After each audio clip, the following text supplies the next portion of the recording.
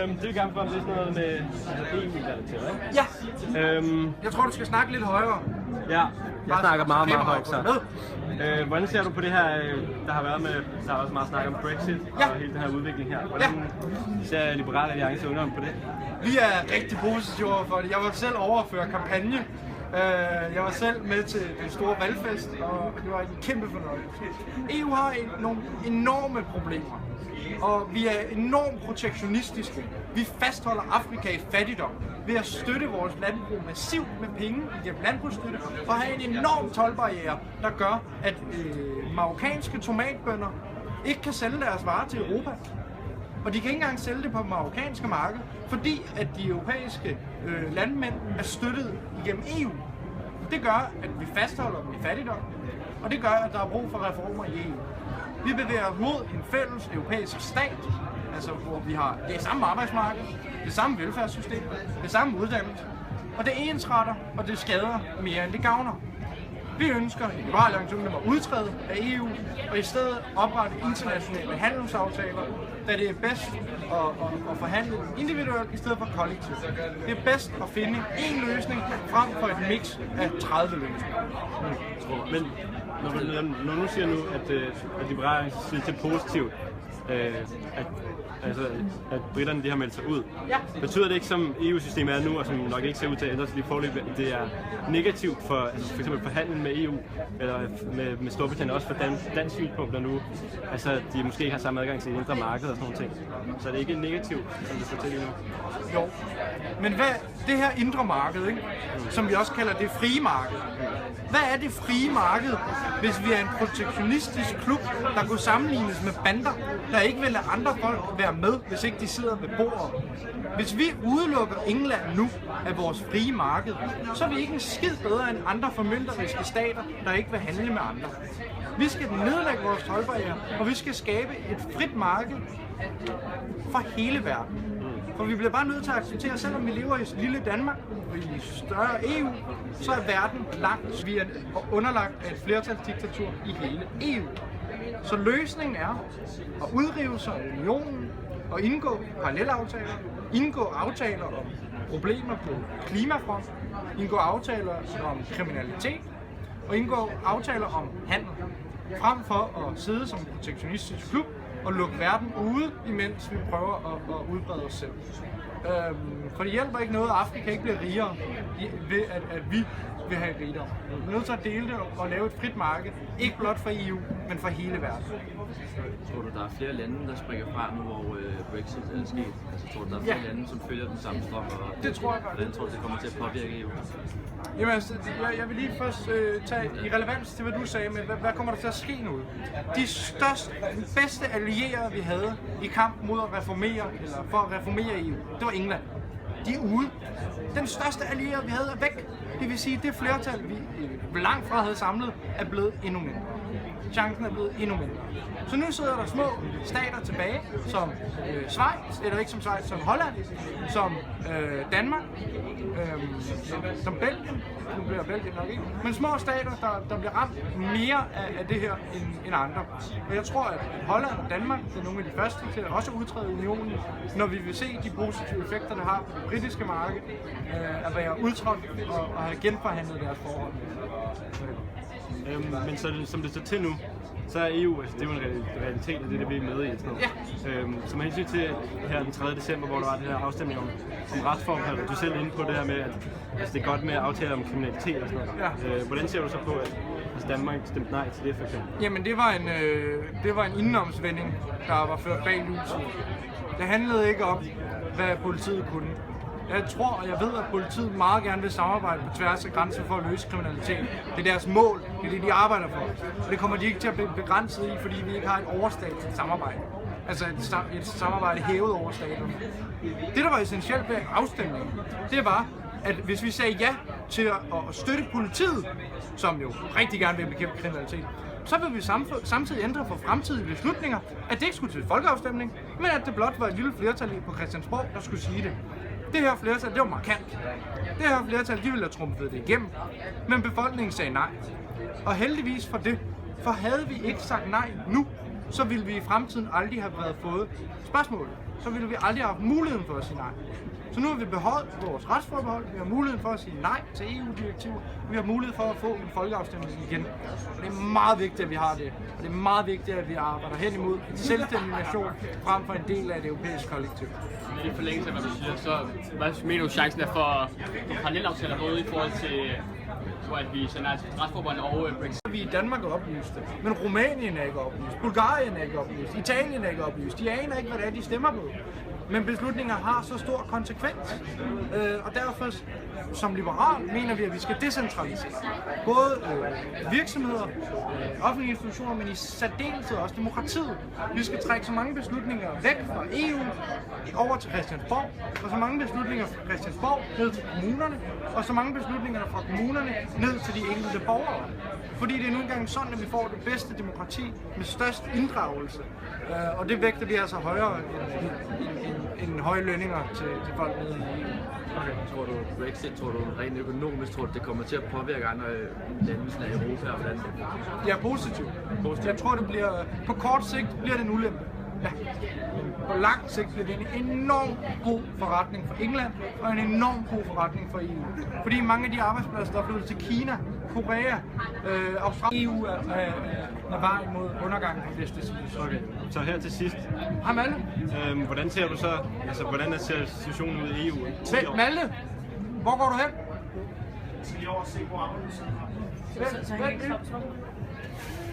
Der er lige noget til dig, Malte. Lad os lige på foden.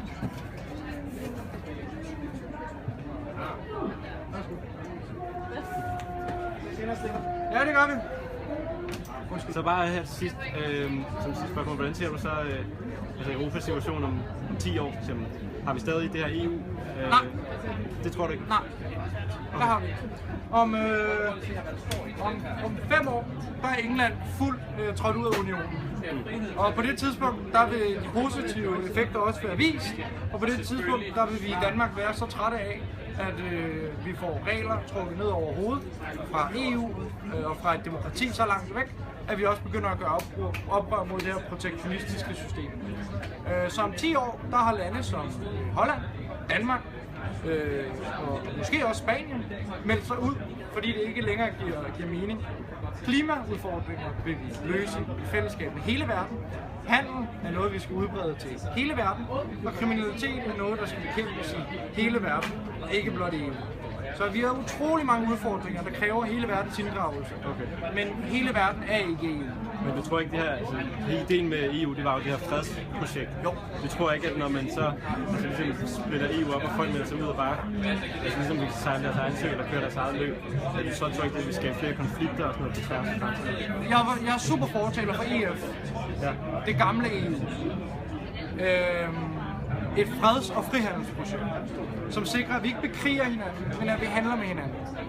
Men det er altså ikke et regulerende organ. Der er altså ikke nogen, der skal bestemme, hvilke cigaretter man må ryge. Der er ikke nogen, der skal bestemme, hvilke forhold der skal være på arbejdsmarkedet. Der er ikke nogen, der skal bestemme, hvilke måder vi skal gøre tingene på. Så vi kan sagtens have en europæisk union, vi kan sagtens have en verdensomspændende union for handel og fred. Men vi skal altså ikke prøve at ensrette hinanden fra central hånd og fjerne demokratiet fra borgeren og lægge det over på parlamentarikere. Det er meget, meget, meget farligt. Og det er meget, meget, meget forkasteligt, og vi bevæger os i en meget forkert retning. Det er svært at lave op på, fordi at det er jo politikerne selv, der har lavet systemet, og det er politikerne selv, der sidder med systemet. Og det er nu engang ikke så fedt at skulle anerkende, at ens system har slået fejl. Men det har det, og det vil fremtiden vise. Som 10 år, der er vi heller ikke medlem længere. Tusind tak for det. Det sætter meget pris på. Okay, så der har været også meget snak om hele det her Brexit-spørgsmål. Altså hvor stor indflydelse det har, og altså, hvordan det så vil påvirke resten af EU fremtiden. Hvordan ser du på hele Brexit-spørgsmålet? Jeg synes, det er meget alvorligt. Altså, jeg må sige, at jeg tror desværre, at det kan sætte en bølge i gang af endnu mere EU-kritisk tilgang rundt omkring i Frankrig og i andre ret vigtige lande for EU. Så det tror jeg kan blive et kæmpe problem for EU og det europæiske samarbejde. Okay, så altså, du tror, det her med, at det har en stor indflydelse for resten af, at der er flere, der vil... Det tror jeg tror, at vi har jo allerede set, også før Brexit, at der har været sådan en højre national bølge, der fokuserer meget mere på, at man skal lukke sig omkring sig selv. Jeg tror, at den har bare fået endnu mere kraft og endnu mere fart. Nu har vi Marine Le Pen og lignende i Frankrig og også lignende typer i andre lande. Og jeg må sige, jeg tror, det kan blive meget alvorligt. Det er i hvert fald sat fart til en bølge, der allerede var i gang. Hvad tror du, der har været årsagen til, at det ligesom er kommet så vidt, eller hvad man siger? At det... Jeg tror, at EU har simpelthen også bare sat sig ned og bestemt i for mange ting. Altså, der er simpelthen for mange dumme små ting, som EU de blander sig i. Og så tror jeg også, at det, der har været problemet, det er, at man har prøvet at gøre EU til den her socialstat. Altså for eksempel, at man har bestemt, at hvis en der kommer fra et andet EU-land, kommer til Storbritannien eller kommer til Danmark for den til skyld, så skal de have de samme velfærdsydelser, som almindelige borgere i Danmark skal have. Og det giver jo ikke nogen mening. Altså bare fordi du arbejder i et andet land, behøver du ikke at modtage alle de samme velfærdsydelser, i min optik i hvert fald. Og det er der, hvor mange mennesker tænker, hey, prøv nu at høre, du kommer og plukker jordbær en sommer, hvilket er rigtig fint, at du gør det. Men hvorfor skal du så have børnepenge hjem til Polen, eller hvor man nu kommer fra? Vi har brug for arbejdskraften, men derfor behøver de jo ikke at få alle de der sociale rettigheder. Du mener, at der ligesom EU skal reformeres? Helt sikkert. I hvilken grad? Jamen, det skal tilbage at handle om frihandel og fri bevægelighed. Jeg synes, det er godt, at folk kan rejse rundt i Europa, men bare fordi du rejser rundt, i Europa, jamen, så betyder det ikke, at du ikke skal kunne forsørge dig selv, forsørge din familie osv. Så jeg tror, man skal komme væk fra det der med socialstaten, tilbage til det, der handler om altså frihandel og nogle fælles standarder for de produkter, man har, det man sælger. Så det er lettere for dig og mig at handle jo. Okay. Så vi har også set det her med en flygtningekrise, som har fyldt så meget. Altså, hvordan ser du det i forhold til EU's rolle, hvordan de har håndteret det? Jamen, jeg synes ikke, de har håndteret det særlig godt. Altså, problemet er jo også, at EU har lidt været med til at puste til ilden, ved at de for eksempel har pålagt Ungarn og andre lande at tage imod flygtninge, selvom de egentlig ikke ønskede det selv. Og det er sådan et eksempel, hvor der gør EU heller ikke sin sag lettere. Jeg synes, det er vigtigt, at EU sådan taler om, hvordan man kan løse den her krise. Men den der tvangsdel omkring sådan noget som flygtningekrisen, tror jeg ikke på. Der bliver nødt til at være noget tvang i EU, og det handler om det indre marked, om handel. Fordi folk kan jo ikke bare gøre, som de vil, hvis vi frit skal kunne handle. Men jeg tror, at man puster unødigt til ilden, hvis man for eksempel tvinger lande til at tage imod flygtninge, når de ikke vil. Så hvordan vil I mene, altså hvordan flygtningekrisen ligesom skulle løses, eller i hvert fald? Jamen, der er to dimensioner. Der er en national dimension, og så er der en international dimension. Nationalt, så synes jeg, at vi fra Danmarks side skulle vælge at tage imod et bestemt antal flygtninge. Det kunne være 5.000 om året, for eksempel. Og så burde vi tage dem direkte fra nærområderne og flyve dem op til Danmark sikkert og roligt. Det ville gøre, at det ikke kunne betale sig at betale en menneskesmugler ud på en meget farlig færd op gennem Europa i lastbiler, eller hvad man nu har set, hvor man ligger oppe i bagagerummet. Så jeg tror, det er meget vigtigt det der med at gøre op med det her umenneskelige system, hvor man skal rejse op gennem Europa, og så vil vi i stedet for at tage familier fra flygtningelejrene, sådan så de ikke bliver splittet ad fra hinanden og hjælp. Og så er der den internationale del. Der har man lavet en aftale med Tyrkiet. Nu må vi se, hvordan det går. Jeg tror ikke så meget på, at det kan blive håndhævet mere, fordi jeg tror ikke, at Tyrkiet er i stand til at leve op til forpligtelserne. Det synes jeg allerede, vi ser tegn på nu. Men der bliver man nødt til at lave nogle fælles løsninger. Men jeg er ikke tilhænger af sådan en løsning, fordi jeg tror, at de forskellige lande vil være for uenige om spørgsmålet, til at man kan svinge det ned over alt. Så hvordan får man det så igennem? Det gør man jo ved, at landene hver især tager noget ansvar, og så at man støtter meget mere i nærområderne. Altså simpelthen, man skal sørge for, at de lande, der gerne vil tage flygtninge, der er Danmark en af dem, tager flygtninge, hjælper dem her, men ellers bare sender penge fra EU's side ned til nærområderne, så man kan genopbygge infrastrukturen. Jeg tænker lidt på det omkring det med retsforbeholdet, vi havde der i december. Ja. Jeg ser lidt på, tror du, grunden til, at folk de stemte nej, tror du, fordi det ikke var oplyst nok omkring, hvad det var, det gik ud på, eller... Nej, altså, jeg tror, det var fordi, at politikerne simpelthen havde undervurderet befolkningen. Jeg er ret sikker på, at befolkningen gerne vil vide, hvad det er, de stemmer om. Og problemet ved denne her afstemning var jo ikke, at folk ikke vidste, hvad de stemte om. Problemet var, at politikerne ikke fremlagde, hvad det var, man stemte om. Det var også derfor, at vi i KU sagde nej til retsforbeholdet. Det var simpelthen fordi, at det politikerne fortalte befolkningen, vi skulle stemme om, det var ikke det, vi stemte om. Vi stemte om en kæmpestor pakke af ændringer, hvor at vi fjernede beslutningen fra befolkningen og lagde den over på Folketinget. Og det fortalte politikerne jo ikke, det var derfor, vi så stemte frem. Men vil det så sige, altså der har jo også været snak om det her, at man så skulle forhandle parallelaftaler på plads, vedrørende for eksempel retsforbehold eller det her Europol-samarbejde. Altså, hvordan ser I det som en mulighed? Nej, altså vi har hele tiden sagt, at det der retsforbeholdstanke, som Messerschmidt han turnerede rundt med, det ville være fint, hvis det kunne lade sig gøre på nogle områder, men jeg tror faktisk ikke, vi får lov til at lave sådan en parallelaftale. Det man skal gøre, det er, at man skal lave en ny afstemning om forbeholdet, og skal man bare tage de dele med ind, som man er enige om. Altså simpelthen tage sådan noget som Europol og politisamarbejdet, og også noget af det samarbejde, der er omkring grænseoverskridende kriminalitet i øvrigt, og tage det med ind til en afstemning, og så stemme om de konkrete ting, og ikke alt muligt ude i fremtiden. Men er det ikke, altså det har også været argumentet fra EU's side, at det er ligesom den her lidt en pakkeløsning, at man ikke, altså man skal være sådan helt med på bordet, med til bordet. Altså, og det synes jeg er et helt fair argument at fremføre det der med, at nu må I også vælge, om I vil være med eller ikke vil være med. Men jeg synes jo også, at vi skal se fra mit perspektiv, så skal vi være i EU, og vi skal være set som en seriøs samarbejdspartner. Men vi skal også gøre det, der er bedst for Danmark. Og jeg tror, at det bedste for Danmark vil være at knytte sig til de ting, ligesom Storbritannien gjorde før de valgte at melde sig ud. Knytte sig til de ting, vi gerne vil være med på. Og så er der jo ikke så mange i EU, der går op i, hvilke ting vi ikke er med på. Altså det er meget noget, vi gør i Danmark. Og vi kan sagtens opretholde et godt billede af Danmark i EU, selvom vi står udenfor på et område. Så hvordan vil nu er I jo også politikere og folkevalgte og sådan noget. Hvordan vil I ligesom sikre, at det her bliver ført ud i livet? Altså man får de her konkrete tiltag, der kan gøre? Jamen det vil vi jo gøre ved at presse på. Altså jeg er jo landsformand for Konservativ Ungdom. Jeg vil jo presse på i medierne, når man ligesom har fundet ud af, at regeringen forhandler jo lige om den her parallelaftale med Europol. Så må vi se, hvis vi nu får parallelaftalen, hvad er så behovet bagefter? Det skal vi have nogle vurderinger på, og hvis vi ikke får et tilstrækkeligt svar der, så vil vi jo lægge pres på dem.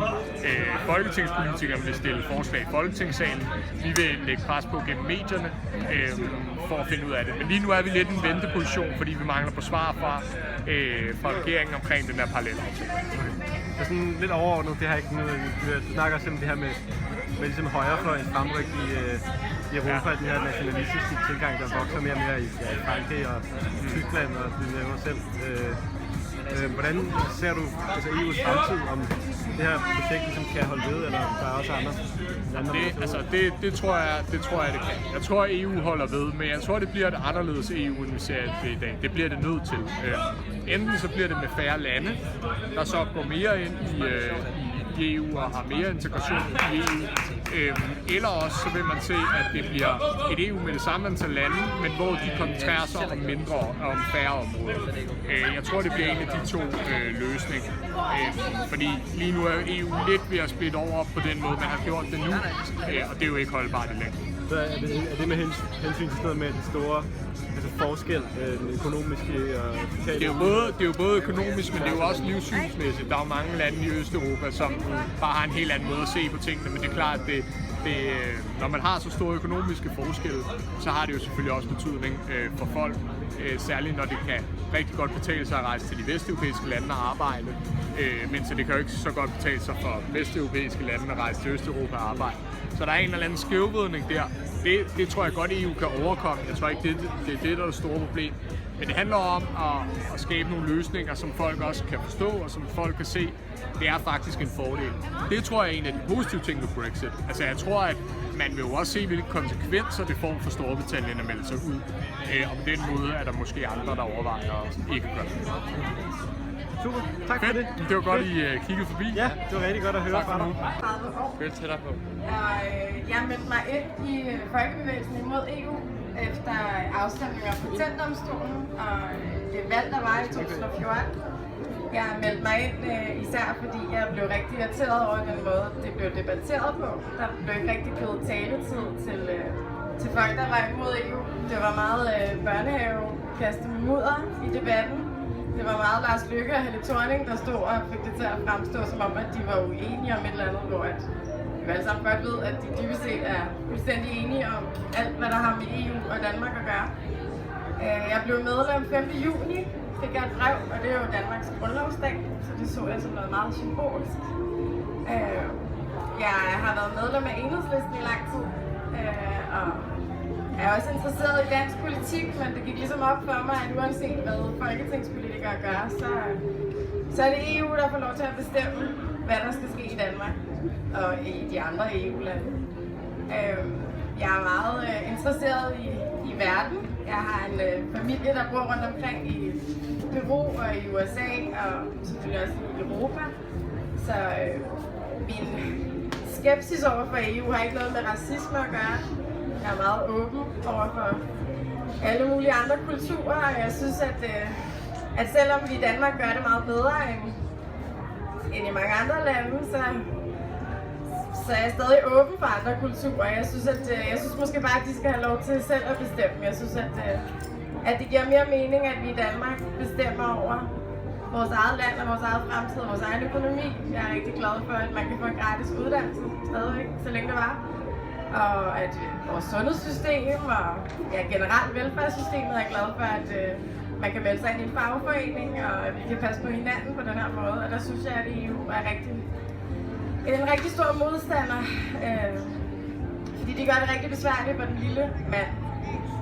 Jeg går også rigtig meget ind for økologi og dyrevelfærd og sådan noget, og jeg vil ikke have genmodificeret mad. Og det er også noget, EU ligesom gør nemmere. Det var noget af det, som patentdomstolen handlede om, var, at man kunne patentere frø og grøntsager og sådan noget. Og det synes jeg måske ikke er fair, at man skal sådan ikke bare have lov til at dyrke det grønt, man gerne vil, og spise det mad, man gerne vil. Jeg synes ikke, der er nogen, der skal bestemme over det. Og det var sådan set det, der fik mig til at være imod patentdomstolen. Og patentdomstolen er jo bare et skridt i en retning, som EU har startet for lang tid siden, og som fortsætter med at tage. Altså, de vil gerne centralisere magten et sted langt væk fra os. Det er enormt udemokratisk sat op. Vi kan ikke selv få lov til at bestemme, hvem der skal være i kommissionen, hvem der skal være formand for kommissionen. Dem, der sidder med det endelige ord, har vi ingen indflydelse på, hvem er. Vi skal bare være med, fordi hvis man er imod, så er man enormt...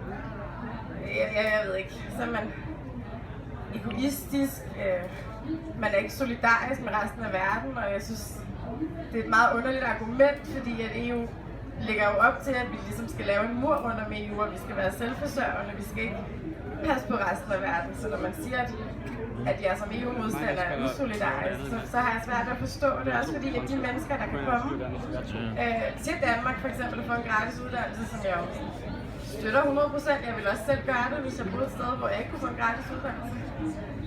Det er jo stadigvæk mennesker, som har nogle ressourcer. Det er jo ikke de fattige i Rumænien, der kan tage til Danmark og få en gratis uddannelse. Det er jo mennesker, der i forvejen har penge, som kan betale for, at deres børn kommer hertil og får en gratis uddannelse. Så på den måde er det jo ikke et solidarisk projekt. I hvert fald ikke med dem, der ikke har noget forvejen.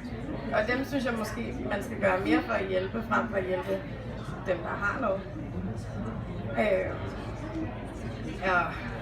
Jeg har boet i Frankrig, og der var jeg sådan en kort periode lidt for EU, fordi jeg tænkte, at USA er en stor magt. Det var det i hvert fald dengang, og jeg tænkte, at hvis nu EU kan gå ind og være sådan en modspiller til USA, så ville det måske give mening, at vi kæmpede sammen om det, men det er jo ikke tilfældet, at EU er jo bare noget, der gør det nemmere for USA at samarbejde med alle EU-landene på en gang. De skal bare ned til Bruxelles og lave en aftale, f.eks. TTIP-aftale om det her. Og så kan de få hele EU med på en gang, i stedet for at de skulle gå rundt til hvert enkelt land og tage hensyn til de forskellige lande. Så på den måde er det jo overhovedet ikke en modspiller til USA. Det er jo bare en medspiller. Det er en måde at holde magten i verden på vestens hænder. Og det bryder jeg mig ikke om. Jeg har også boet i Spanien, hvor jeg var på et Erasmus-ophold. Og når man siger til spanier og italienere, at man er imod EU, så tror de jo, man er fanden selv, fordi at de har Berlusconi i Italien for eksempel. Og så er det jo klart, at man tænker, at EU må være mere demokratisk end Berlusconi. Og det kan også godt være, at EU er det, men det er jo stadig ikke en særlig god grund til, at vi i Danmark skal have endnu mere magt i EU, altså end i det danske folketing. At man er Erasmus-studerende er jo heller ikke ens. Altså, det ville jo også findes, hvis ikke at der var EU. For der er jo masser af amerikanere, mexikanere og nordmænd, der er på Erasmus-ophold. Så det er ikke nødvendigvis på grund af EU. Og jeg tror, at uanset om der var EU eller ej, så ville mennesker stadig være interesseret i både at handle med hinanden og rejse rundt og have en masse samarbejde om alle mulige ting. Det behøver ikke at være i EU-regi, det behøver ikke at være styret af er en masse virksomheder, en masse lobbyister og en masse magtfulde mennesker. Jeg tror, at mennesker vil hinanden uanset hvad. Ja, og så har jeg er også her i Færing, de er jo ikke med i EU. Og det er jeg rigtig glad for, at jeg kan rejse ud af EU en gang imellem. Fordi at de har det jo fint, nu er de selvfølgelig en del af Danmark, men man kunne lave de her, man kunne være med i EFTA, hvis man gerne ville have det sammen. EFTA, det er Island og Norge og Liechtenstein og Schweiz, som også samarbejder. Men selvfølgelig giver det mening, at man samarbejder, og selvfølgelig kan man lave nogle bedre aftaler og bruge færre ressourcer på at samarbejde ved at lægge kræfterne sammen. Det giver god mening. Men i EFTA i forhold til EU, så kan man sige, at der er noget, man vil være med til, og noget, man ikke vil være med til. Og sådan fungerer det virkelig i EU. Altså der skal du være med til det hele, og hvis du er imod, så vil de presse dig, indtil du er med. Så vi har set i Danmark, vi skulle hele tiden stemme om de her forbehold. Og vi bliver ved med at skulle stemme om dem, indtil folk de siger ja. Og derfor var jeg rigtig glad til, at folk de sagde nej. Og at det især var ungdommen, der sagde nej. Fordi jeg har det sådan, at hvis du ikke rigtig kan forstå, altså hvis du ikke tror på, at det er et eller andet med menneskehandel, men at retsforbeholdet betyder rigtig meget andet. Det kan jo fx betyde, at en dommer nede i Rumænien kan lave en ransagningskendelse, og så kan de komme hjem til dig. Fordi at det ikke skal gå igennem en dansk dommer. Det var det retsforbeholdet kunne have betydet. Og så har jeg ikke tiltro nok til, at andre retssystemer ikke er korrupte. Jeg ved i hvert fald, at vi er et af de mindst korrupte lande i verden. Og ja, det var dejligt, at vi undgik det, men jeg tror på, at de bliver ved med at presse sig, indtil de siger ja. Og det synes jeg bare ikke, så knækker filmen for mig. Jeg kan ikke rigtig forstå, hvorfor man skal være med 100% eller være uden for 100%. Altså det giver ikke nogen mening for mig. Ja, altså EU bygger meget på de her 4 friheder. Og det er ikke ytringsfrihed eller religionsfrihed eller noget nice. Det er fri bevægelighed for varer, for kapital, for tjenesteydelser, for arbejdskraft. Og det betyder for eksempel, at hvis man tager et forslag op i EU og siger, at vi vil gerne have, at vi begrænser transport af dyr, der skal slagtes, til at de højst må blive transporteret 8 timer levende. Det kan man sige, det er sådan okay fair. 8 timer er også lang tid, men altså. Man kan måske begrænse det til 8 timer, så det ikke bliver sådan helt døgn. Men det kan ikke lade sig gøre, fordi det går nemlig, det clincher lidt med den her frie bevægelighed for varer, fordi dyr er en vare. Og så er der ikke noget at gøre. Du kan ikke ændre noget så. Så må man bare sige, okay, fint nok, frihed til varerne. Og det gør bare rigtig mange ting rigtig svært. Jeg kan ikke rigtig se, hvorfor man bliver ved med at tro, at man kan ændre noget indenfra, når der er rigtig mange ting, der er fuldstændig fastlåst. Rammerne er ikke til at ændre. Og når rammerne er de her 4 friheder, jamen så er der ikke noget at gøre. Så bliver man nødt til at melde sig ud. Og jeg er ikke nødvendigvis... Så jo, jeg synes, Danmark skal melde sig ud. Selvfølgelig gør det. Men det er ikke så meget fordi, at jeg ikke ville håbe på, at der var et alternativ, og vi kunne gøre noget. Det er mere fordi, at jo mere jeg sætter mig ind i EU, jo mere går det op for mig, at det bygger på, er bare ikke til at rykke ved. Der er ikke noget at gøre, der er ikke nogen plads til at tage hensyn til de her dyr, for eksempel. Det er bare ikke muligt, og derfor så bliver vi nødt til at melde os ud. Ja.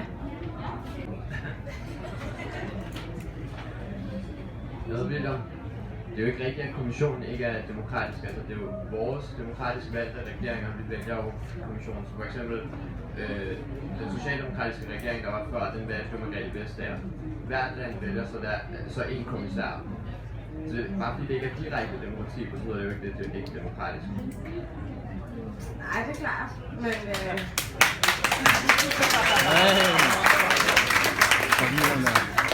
men jeg tror stadig på, at man kan gøre mere, og man tager mere ansvar som person, hvis man har en større indflydelse på, hvem der sidder der. Altså, så hvordan tænker du, altså, at det skulle være direkte, at vi har et kommissionsvalg? Jeg tænker, at man skulle stemme på nogle mennesker, som kunne stille nogle lovforslag, for eksempel. At en regering udpeger en kommissær, betyder jo ikke, at det kan rykke særlig meget. Altså, jeg tror ikke, at der er nogen anden i Margrethe Vestagers situation, der ikke har gjort, som de gjorde. Eller, det ved jeg ikke. jeg tænker, at hvis der er nogen, der lige pludselig ikke betaler skat, så ville det være den person i den magtsituation, der skulle tage ansvar for det. Så jeg tænker, at det ville ikke have rykket så meget, om det var en anden person. Så... Nej, men altså vil du hellere have, at det er direkte demokrati, er det du kritiserer? Altså at Margrethe Vestager ikke blev valgt af regeringen, men den blev valgt... Altså hun bliver ikke valgt af, eller hun bliver udpeget af regeringen, så parlamentet accepterer hende. Europaparlamentet, ikke også? Vil du så gerne hellere have, at vi valgte direkte kommissæren? Er det du siger? Altså det ville jeg da hellere have, hvis jeg skulle have. Men hvorfor er det så ikke det, du kæmper for, i stedet for bare, at vi var ud af EU? Fordi inden for EU kan vi jo hjælpe med ligesom at ændre på rammerne. Altså for at ændre på hvordan kommissæren for eksempel bliver valgt. Ja, men nu er det jo ikke kun de rammer, altså nu er det de rammer, der er sådan fastlagt i nogle traktater, som man ikke kan ændre på. Altså man kan ikke ændre på, hvis man tager et andet eksempel, så rejser de fra Bruxelles til Strasbourg. Jeg ved ikke, hvor ofte de gør det. Men det gør, at alt, hvad der bliver besluttet i Bruxelles, det skal så printes ud, det skal oversættes til alle de sprog, der er, og på papir, og så skal det transporteres i lastbiler fra Bruxelles til Strasbourg, samtidig med, at alle parlamentsmedlemmer også skal tage den tur at rejse med fly og koster CO2 og det ene og det andet. Og det kan man ikke ændre på, fordi at for at det bliver ændret, så skal alle lande være enige, og Frankrig er ikke enige. Frankrig vil gerne have, at der sker noget i Strasbourg, fordi der sker ikke så meget andet, end at der er EU. Så på den måde, så er det jo nogle rammer, der er meget svære at ændre noget indenfor. Okay, jeg vil bare lige høre, om du tænkte, det skulle være mere direkte demokratisk, fordi jeg tænker bare, at vi vil have mere indflydelse inden for EU, til at ændre på det. Men, ja. Ja, tak. Er der flere spørgsmål fra salen? Jeg vil meget gerne komme med spørgsmål, fordi ham, der skulle være mod mig, han kommer jo ikke. Ellers så tænker jeg noget andet, det vi kan gå videre til at snakke lidt om, det er jo den britiske folkeafstemning. Det er jo sådan, at som de fleste nok har hørt om, det er svært at undgå, så har britterne inden sommer valgt at forlade EU. De havde en folkeafstemning, og flertal valgte at stemme sig ud af EU. Der har været sådan forskellige udlægninger. Hvad tænker du om det som sådan ung?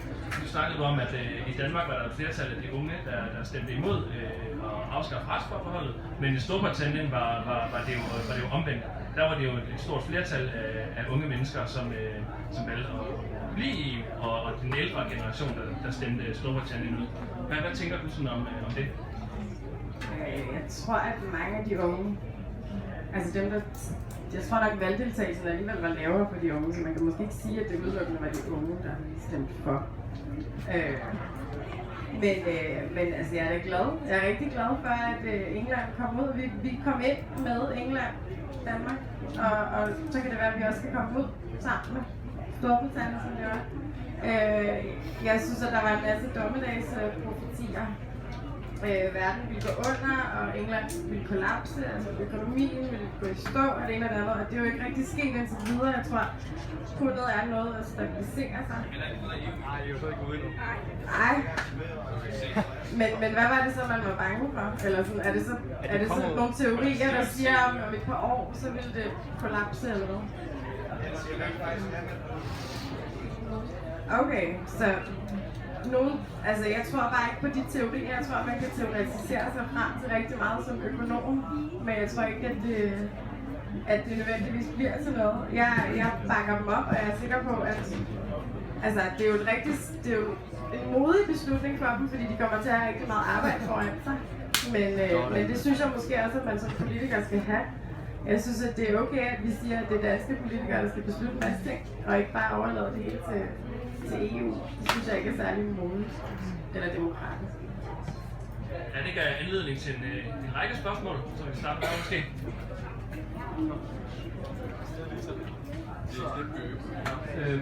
Jeg vil gerne bare spørge om det færre imod EU, hvor du ser ulemper med at være med i EU. Men altså, du synes det er positivt, at vi har haft Brexit og ikke engang vil ud. Hvad ser du så som alternativ? Er det så bedre, at Danmark bare kommer ud, og så er der ikke noget? Jamen, altså, Folkebevægelsen holder en konference her om et par uger, som handler om, hvad alternativerne til EU kunne være. Altså, det er jo ikke fordi, at... Som er hvad? Jamen det kan være en samarbejde med EFTA, komme ind i EFTA og lave handel sammen med dem. Det som var meningen med EU var jo, at det skulle være en handelsunion. Det var aldrig meningen, at det skulle blive en politisk union. Det er det bare blevet sådan langsomt. Så hvis man... Der har været meget med Brexit og at Storbritannien har forladt EU. Hvad er jeres holdning til, hvordan det kommer til at have indflydelse på både EU som helhed, men også Danmark? Altså, til at starte med, så det er jo mega åndssvagt, at britterne har forladt EU, eller er i gang med at forlade EU. Nu vil vi ligesom se, hvordan det også ender op, og sådan noget. Det er der jo stadigvæk rigtig meget tvivl om, ikke? Men det er jo ærgerligt, at man vælger at forlade fællesskabet på den måde, fordi de problemer, som britterne er utilfredse over, kan de ikke løse alene. Og det er også det, der sådan er vores holdning generelt til EU, at man skal selvfølgelig hele tiden lave en afvejning om, at giver det os mere, end vi mister at være med i EU. Og det gør det stadigvæk. Altså, så er der en masse andre omkostninger ved det, men vi får stadigvæk mere ud af det. Der er 500.000 danske arbejdspladser, der er bundet op på det indre marked i EU. Derfor er det en gevinst for Danmark. Ikke? Vi eksporterer 80% af alt, hvad vi sælger til udlandet til andre EU-lande. Derfor giver det mening at have det indre marked. Men det betyder ikke, at der ikke er nogen udfordringer ved EU. Altså, jeg kan godt forstå, for eksempel, min far, han er brolægger og anlægsgartner, lægger fliser og laver haver og sådan nogle ting. Ikke? I hans branche, der er kommet sindssygt mange, specielt polakker til Danmark, som udfører hans job, og som presser lønnen ned, og som presser arbejdsforholdene osv. Og jeg kan godt forstå, hvis man til daglig beskæftiger sig i sådan et fag, så er man jo sindssygt frustreret over arbejdskraftens fri bevægelighed i EU, og de negative konsekvenser, det har for ens løn, og for ens arbejdsvilkår, og for ens jobsikkerhed i det hele taget. Ikke? Så det kræver jo, at vi i Socialdemokratiet kan komme med nogle svar på de her udfordringer, som er mere end bare at sige, EU er grundlæggende set godt. Fordi det er lidt det, jeg føler, at der er rigtig mange af de her EU-positive partier, der har gjort i mange år. Det kræver, at vi går ned i materien og ligesom siger, hvordan løser vi så de her konkrete problemer, der er. Altså, vi kan også se, at der er problemer med studerende fra udlandet, der kommer til Danmark og tager deres uddannelse her for SU her imens, og så tager de så hjem, når de er færdige med den. Og det er jo heller ikke særlig konstruktiv måde at bruge det her EU-samarbejde på. Nu i forhold til det her med løn og arbejdsvilkår, så også har det hele tiden været en mærkesag for os at undgå det, man kalder social dumping. Altså at løn og arbejdsvilkår bliver trykket. Og det kan man jo gøre på mange måder, både ved sådan at lave nogle politiske tiltag for, at fagforeningerne skal have nemmere ved at organisere arbejderne og skabe bedre løn og arbejdsvilkår ude på arbejdspladserne, specielt i byggesektoren og i servicesektoren er det et problem. Det er sådan den ene del af det, at vi skal lave bedre forhold for fagbevægelsen, for at de kan komme ud og få fat i folk. Ikke også? Og så er der jo også en masse andre ting, f.eks. med arbejdstilsynet, som har brug for flere penge i forhold til at komme ud og tjekke, overholder de virksomheder, der hiver polakker eller andre fra Østeuropa herop, overholder de lovgivningen, den danske arbejdsmiljølovgivning. Det er der ret mange af dem, der ikke gør, og det er jo også der, hvor at de bliver mere konkurrencedygtige end os danskere, fordi de ikke overholder alle de regler, der er i forhold til sikkerhed på specielle byggepladser. Ikke? Så det kræver, at vi sådan skruer op for de her ting, for at sikre, at der er sådan en større opbakning til EU. Men det er forkert ligesom at udvide EU til de østeuropæiske lande i forhold til de store kulturelle og også økonomiske forskelle, der er i forhold til ligesom grundlandene, der var med i starten, ikke? Jo, altså jeg synes, det er ikke det synsholdning. Min egen personlige holdning er, at den her østudvidelse i Europa, vi så for, 13 år siden efterhånden, det gik for stærkt. Altså der var stadigvæk for stor forskel. Altså den kulturelle forskel er jo ikke alverden imellem Danmark og Polen. Det minder jo stadigvæk relativt meget om hinanden. Men forskellen i levevilkår og lønforhold osv. var for stor til, at man bare skulle lave sådan en, nu er de med på 100% samme vilkår som os andre. Det synes jeg gik for stærkt, ja. Hvad med i forhold til flygtningekrisen? Hvordan synes du EU har handlet der? Hvordan har de har gjort et godt job med at afvikle det? Altså, man har jo fået sat lidt en finger i såret, eller hvad man siger, ved at lave den her aftale med Tyrkiet, hvor man giver Tyrkiet, jeg ved ikke hvor mange milliarder, for så at sige, at de stopper den flygtningestrøm, som hidtil er gået igennem Tyrkiet og Grækenland, det man også sådan kalder Balkanruten, hvor folk så er taget op igennem Balkanlandene for at komme til specielt Danmark, Sverige, Holland, Tyskland osv. Så det er jo i hvert fald, man har formået ligesom at få bremset det op, men det er overhovedet ikke nogen holdbar løsning. Også fordi nu har Tyrkiet en virkelig stor klemme på EU, så vi kan ikke rigtig gribe ind på samme måde, når de ikke overholder menneskerettigheder, og det militærkup, der lige har været hernede i Tyrkiet, kan vi heller ikke rigtig kritisere på samme måde, fordi de ligesom har den klemme på os. Den sådan holdbar løsning for, hvordan EU kan løse det her problematik, er jo, at flygtningene bliver fordelt ligeligt imellem EU-landene. Fordi det man har set de sidste 5 år, det er, at der er 6 EU-lande, som har taget næsten 80% af de flygtninge, som er kommet til EU. Og det er jo ikke holdbart. Altså, svenskerne har taget en kæmpe del, tyskerne har taget en kæmpe del, så har Danmark og Holland også taget en del i forhold til sådan, vores relative størrelse. Ikke? Og det kræver, at vi fordeler de her flygtninge bredt set i Europa, hvis det skal være holdbart at føre den flygtningepolitik, vi har nu. Ikke? Hvor ser du sådan EU om 10 år for eksempel? Som det kører nu? Jo, altså, problemet med EU fra starten af har været, at der har været et konservativt borgerligt flertal nede i Europaparlamentet.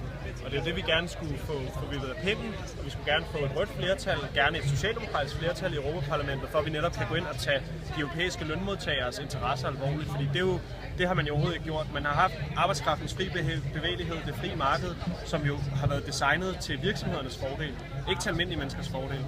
Man har selvfølgelig lavet en masse gode ting i EU med at hæve sådan fælles standarder for produkter i forhold til f.eks. allergener i sæbe og parfume og alle sådan nogle ting. Det er jo positivt, men vi skal jo lave flere ting i EU, som kommer almindelige mennesker til gode.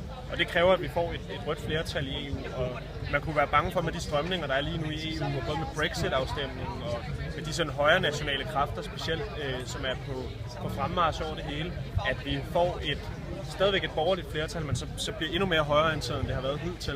Og hvis vi skal løse det i Socialdemokratiet og sådan på venstrefløjen generelt, så kræver det, at vi tager folks bekymringer alvorligt, og ikke bare står og er fuldstændig blinde for problemerne ved EU, men også til at sige til folk, der er faktisk nogle problemer med det, og dem vil vi gerne løse, men det kræver, at I stemmer på os, og ikke lade være med at stemme. Altså, I skal ikke stemme på Dansk Folkeparti, hvis I gerne vil have løst de her udfordringer, for de gør ikke skid for det. Nu springer jeg lidt til afstemningen, der var den i december her tidligere. Hvor Danmark stemte nej til parallelaftalerne. Hvad er din holdning til, at Danmark stemte nej? Var det det rigtige? Eller? Det synes jeg var fjollet. Man kan sige, det var jo fyldt med løgne og mærkelige påstande fra specielt Dansk Folkeparti og Folkebevægelsen mod EU i forhold til, om vi kan få en reelt god aftale nu her bagefter. Det tror jeg ikke, vi kommer til at få. Altså det øvrige Europol-samarbejde og EU har jo ikke nogen respekt for, at vi har stemt nej til det her. Så de vil jo ikke bare give os en eller anden god deal, som er til vores fordel, fordi det handler jo også om for dem at lære andre lande, der skulle have lignende afstemninger eller lignende processer, at man skal ikke sige nej til de her ting. Jeg synes, det var fjollet. Jeg tror heller ikke, der er, også i forhold til Brexit, at der kommer parallelaftaler i forhold til, at vi stemmer nej, og at det der nu er ude af EU, at de ligesom kan få nogle parallelaftaler om at køre udenom. Altså, det tror jeg godt, de kan, men jeg tror, det kommer til at blive på EU-landets præmisser 100%. Fordi at, altså specielt Tyskland og Frankrig er jo rasende over, at britterne gerne vil forlade EU, og det vil de jo gerne straffe dem for. Så altså, de kommer ikke til at få nogle særlig gode aftaler i forhold til dem, de havde, eller har stadigvæk. De er jo stadigvæk med i EU. De har jo ikke trykket på leave-knappen endnu, reelt set. Og også spændende, om de overhovedet kommer til at gøre det, når det kommer til stykket. Ikke? Så. Tak skal du have. Velkommen. Tusind tak.